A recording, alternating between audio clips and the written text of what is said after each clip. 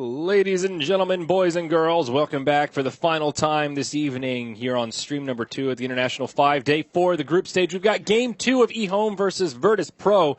I.M O took a victory in Game 1, and this second match actually means a lot. If I.M O can go 2-0 over Virtus Pro, they are definitely in the top 4.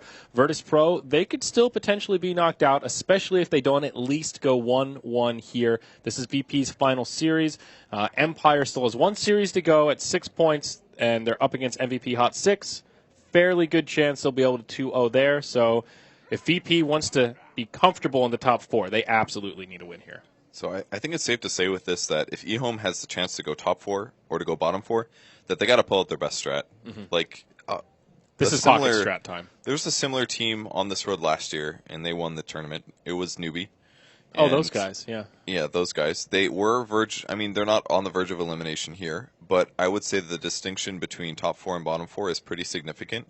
You either go to winner bracket to start things off, which is probably already guaranteed top 10 or something like that, or top 8, versus going to loser bracket and potentially being eliminated by losing anything. I guess it's guaranteed top 12, since 4 people are eliminated from the lower bracket in the first round, or 4 teams, rather. Okay. So guaranteed top 12. You don't want to be there, basically. It's very, very difficult. So if you can get that free jump, you're already jumping from, like, 10K per team to, like, a huge amount more. I don't know what the exact numbers are. Yeah. But I'm sure it's a lot.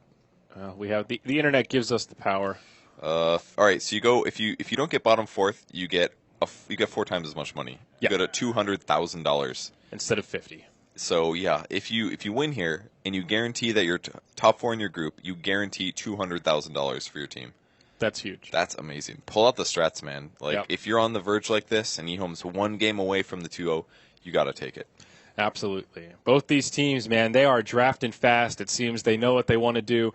A lot looks similar here, but there are a few key differences. First one that I noticed, that first ban on Dazzle from Virtus Pro. Second, Virtus Pro taking the Ancient Apparition early on. We mentioned in the last draft that I.M O is one of these teams that really likes AA, one of few teams that are still picking him quite a bit.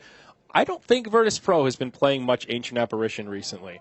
And it's a really early pick, too. I wonder if that's a combination deny pick as well as the beginning of a strat. I mean, maybe they're looking at a global strat here.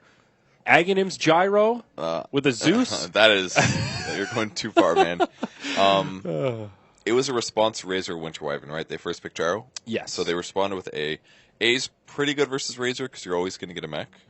It's decent versus Winter Wyvern because if you cold embrace somebody, they're not healing through that. Right. So I think it's an okay pick. Plus you can damage amp whatever Gyrocopter is doing because of Ice Vortex. That's true, yeah. That's pretty good.